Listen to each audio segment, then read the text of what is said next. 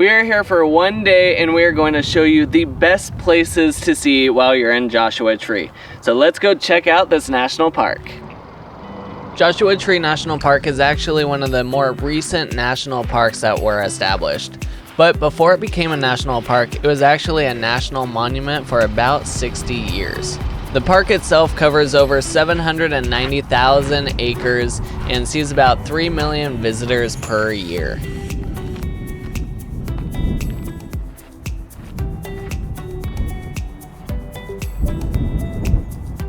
So right now we're on the Hidden Valley Trail, which is about a 1 mile loop with like 100 feet of elevation gain. So overall it's not too bad. Definitely very busy. Lots of people are at this trail. They definitely put out signs saying lots are full when they get full. And when you come into the park later in the day when it's hot, you're out in the open, so it gets very warm. So pretty much anything at this park, if you get here early in the morning, you'll be a lot happier than if you come midday.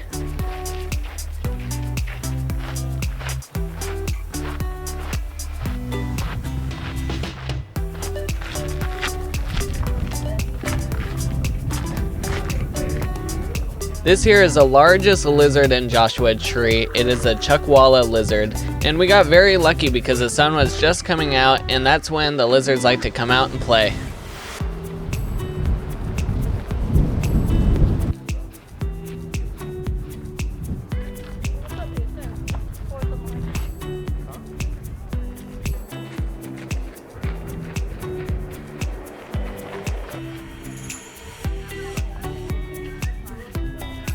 So according to the sign, this is called the Great Burrito, and it used to be a really great rock climbing spot.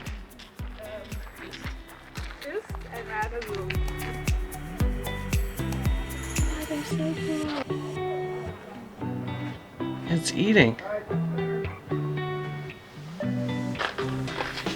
So right now we're on the Cap Rock Trail, which is about a 0.4 mile hike, and I'm not exactly sure which one of these rock features is Cap Rock, but just the walk alone has a lot for you to see. And there's a lot of Joshua trees right here too.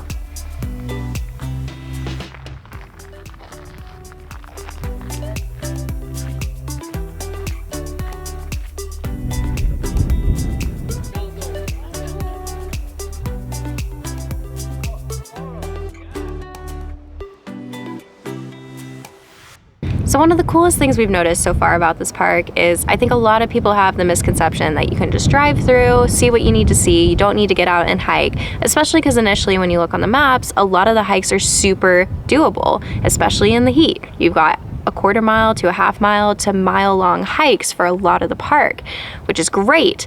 But if you want to see those microclimates, so the lizards that we're seeing, the flora and fauna, there's bugs and different milk thistle plants, you've got unique rocks, seeing everything up close gives you a totally different perspective of the park. So it is really important to get out of your cars and actually walk around a little bit. Even if it's just a quarter mile, even if it's just a mile, you're still seeing a lot within that zone.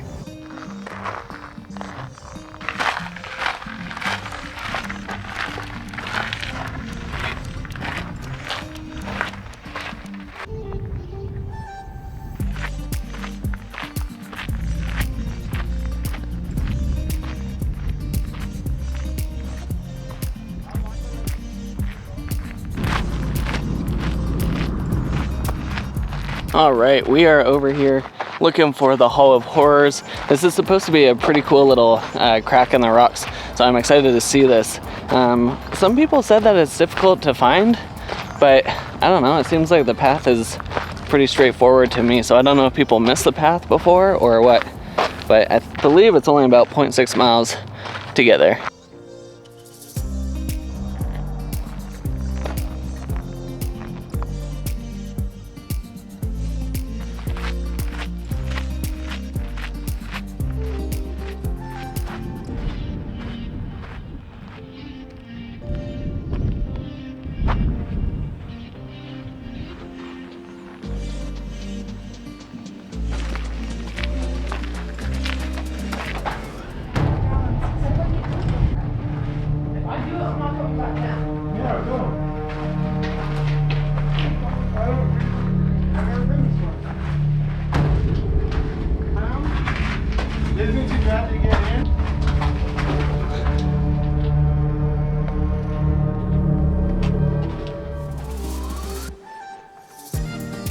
right, I was wrong. It was not that straightforward to find. We ended up searching all over 4 of these giant rock faces, thinking that you could access it directly from the ground, and we could not find it. And then right as we were getting back to the car, I heard someone say, most people don't know how to find this. And so I asked, do you know where it is? And they said, come with us. So that was actually pretty fun. It was able to go all the way through the rock to the other side, and now I'm making my way back to the parking lot. But it is on the second large pile of rocks, rock formation, and you do have to scramble a little bit to get into the entrance, and then you can go from there. So it is on the side facing the parking lot, but on that second rock formation.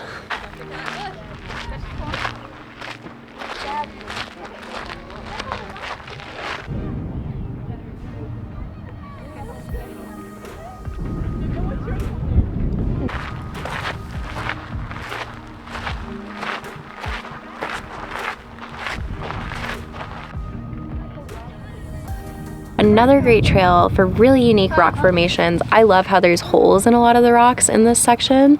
It's called Skull Rock, and the mileage for this one is about 1.7. A lot of your trail is going to end up looking like this. So you've got a lot of scrambling, but it's all really grippy rock too, which is really great.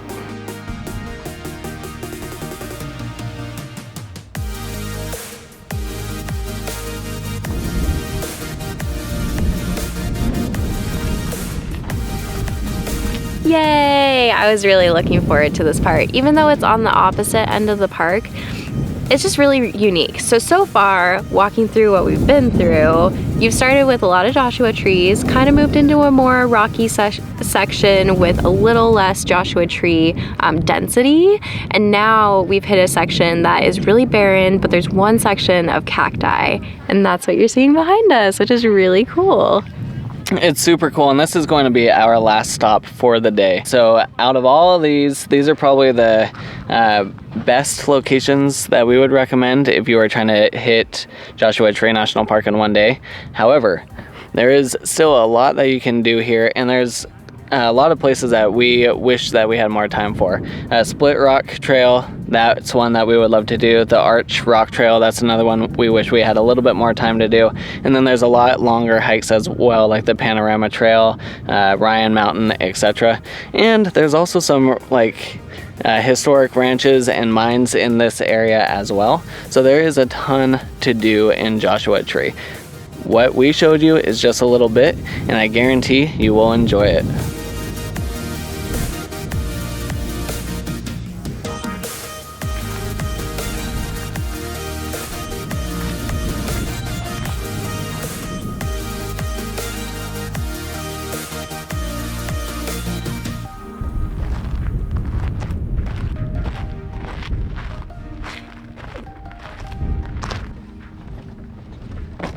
The dangerous pricklies.